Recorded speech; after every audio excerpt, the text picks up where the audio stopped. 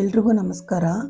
ಈ ದಿನ ನಾನು ಅತ್ಯಂತ ಸರಳವಾಗಿ ಸುಲಭವಾಗಿ ಮೃದುವಾದ ಹಾಗೂ ಗರ್ಗರಿಯಾದ ದೋಸೆನ ಮನೆಯಲ್ಲಿ ಹೇಗೆ ಮಾಡೋದಂತ ತೋರಿಸ್ಕೊಡ್ತಾ ಇದ್ದೀನಿ. ನೋಡೋಣ ಬನ್ನಿ. ದೋಸೆ ಮಾಡೋದಕ್ಕೆ ಮೊದಲಿಗೆ 4 ಅಳತೆ ದೋಸೆ ಅಕ್ಕಿನ ತೊಗೊಳ್ತಾ ಇದ್ದೀನಿ. 4 ಕಪ್ ಅಷ್ಟು ಹಾಕೊಳ್ತಾ ಇದ್ದೀನಿ. ಅದಕ್ಕೆ 1 ಕಪ್ಪು ಉದ್ದಿನಬೇಳೆ ಹಾಕ್ತಾಯಿದ್ದೀನಿ. ಉದ್ದಿನ ಕಾಳು ಆದರೆ 3/4 ಕಪ್ ಸಾಕಾಗುತ್ತೆ. ಒಂದು ಹಿಡಿಯಷ್ಟು ಇದು ಮೀಡಿಯಮ್ ಅವಲಕ್ಕಿ, ಗಟ್ಟಿ ಅವಲಕ್ಕಿನೂ ಅಲ್ಲ, ತೆಳು ಅವಲಕ್ಕಿನೂ ಅಲ್ಲ, ಅದರ ಮಧ್ಯೆ ಬರುತ್ತೆ ಮೀಡಿಯಮ್ ಅವಲಕ್ಕಿ.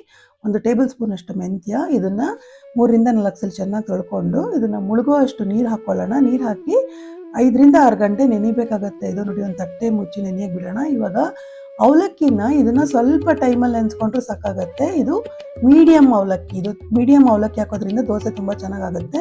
ಎಲ್ಲ ರುಬ್ಕೊಂಡು ನೋಡಿ, ಮೃದುವಾಗಿ ಈ ಥರ ಕಲಸಿ ಇದನ್ನು ಓವರ್ ನೈಟ್ ಬಿಡಬೇಕಾಗತ್ತೆ.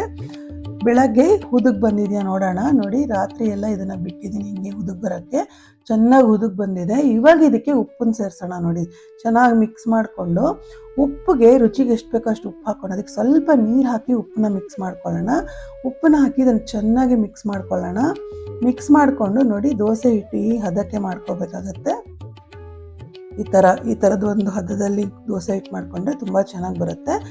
ಇವಾಗ ಇದನ್ನು ನಾನು ಕಬ್ಬಿಣದ ಕಾವಲಿನಲ್ಲೇ ಹಾಕ್ಕೊಳ್ತಾ ಇದ್ದೀನಿ. ಸ್ವಲ್ಪ ನೀರು ಹಾಕಿ ಅದನ್ನು ಒಂದು ಬಟ್ಟೆಯಿಂದ ಒರೆಸ್ಕೊಂಡು 1 ಸೌಟ್ನಷ್ಟು ಹಿಟ್ಟು ಹಾಕ್ಕೊಂಡು ಇವಾಗ ಇದನ್ನು ಸ್ಪ್ರೆಡ್ ಮಾಡೋಣ. ನೋಡಿ, ಕಬ್ಬಿಣದ ಕಾವಲಿನ ತೊಳೆದಿದ ತಕ್ಷಣ ಎಣ್ಣೆ ಹಚ್ಚಿಟ್ರೆ ದೋಸೆ ಚೆನ್ನಾಗಿ ಹೇಳುತ್ತೆ, ಯಾವುದೇ ತೊಂದರೆ ಆಗಲ್ಲ.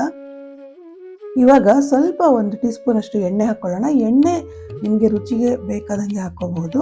ಇವಾಗ ಒಂದು ತಟ್ಟೆ ಮುಚ್ಚಿಟ್ಬಿಟ್ಟು ಅದನ್ನು ಸ್ವಲ್ಪ ಬೇಯಿಸ್ಕೊಳ್ಳೋಣ. ನೋಡಿ, ಇವಾಗ ಇದನ್ನು ತೆಕ್ಕೊಂಡು ಮತ್ತೆ ಇನ್ನೊಂದು ಬದಿನಲ್ಲೂ ಅದನ್ನು ಬೇಯಿಸೋಣ.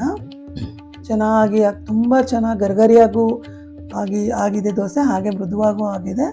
ನೋಡಿ, ಇದು ಮಸಾಲೆ ದೋಸೆ ಥರನೂ ಸ್ವಲ್ಪ ಎಣ್ಣೆ ಅಥವಾ ತುಪ್ಪ ಜಾಸ್ತಿ ಹಾಕ್ಕೊಂಡ್ರೆ ಮಸಾಲೆ ದೋಸೆ ಥರನೇ ಆಗ್ತಿದೆ. ಅದು ನೋಡಿ ಎಷ್ಟು ಚೆನ್ನಾಗಿ ಕಾಣ್ತಿದೆ, ತುಂಬ ಚೆನ್ನಾಗಾಗಿದೆ ದೋಸೆ. ಈ ಥರ ಮನೆಯಲ್ಲೇ ಮಾಡ್ಕೊಳ್ಳೋದ್ರಿಂದ ಆರೋಗ್ಯಕ್ಕೂ ಒಳ್ಳೆಯದು. ಮತ್ತು ಇದು ಕರೆಕ್ಟ್ ಮೆಜರ್ಮೆಂಟು.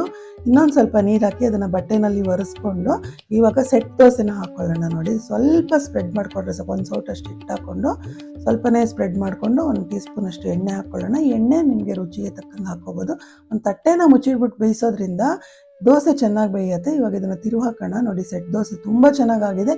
ಈ ಮೆಜರ್ಮೆಂಟಲ್ಲಿ ನಾನು ಹೆಂಗೆ ತೋರಿಸ್ಕೊಟ್ಟಿದ್ದೀನೋ ಹಾಗೆ ಮಾಡ್ಕೊಳ್ಳಿ, ತುಂಬ ಚೆನ್ನಾಗಿ ಆಗುತ್ತೆ ದೋಸೆ. ಮತ್ತು ನಾವು ತೊಳೆದು ನೆನೆಸಿಟ್ಟಿರ್ತೀವಲ್ಲ ನೀರು, ಆ ನೀರಲ್ಲೇ ಇಡ್ಲಿ ಆಗಲಿ ದೋಸೆ ಆಗಲಿ ರುಬ್ಕೊಂಡ್ರೆ ಚೆನ್ನಾಗಿ ಹುದುಗ್ ಬರುತ್ತೆ. ಒಂದು ವೇಳೆ ನಮಗೆ ತುಂಬ ದಿವಸ 1 ವಾರ ಎಲ್ಲ ದೋಸೆ ಇಡಬೇಕು, ಫ್ರಿಡ್ಜಲ್ಲಿ ಇಟ್ಕೋತೀವಿ ಅನ್ನೋದಾದರೆ ಆ ನೀರನ್ನ ತೊಳೆದಿರೋ ನೆನೆಸಿಟ್ಟಿರೋ ನೀರನ್ನ ಚೆಲ್ಬಿಟ್ಟು ಬೇರೆ ನೀರು ತೊಗೊಳ್ಳಿ. ನೋಡಿ, ತುಂಬ ಚೆನ್ನಾಗಿದೆ ದೋಸೆ.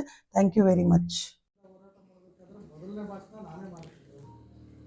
ತಿಂದು ನೋಡಿ ಟೇಸ್ಟ್ ಹೇಗಿದೆ ಅಂತ ಹೇಳಿ.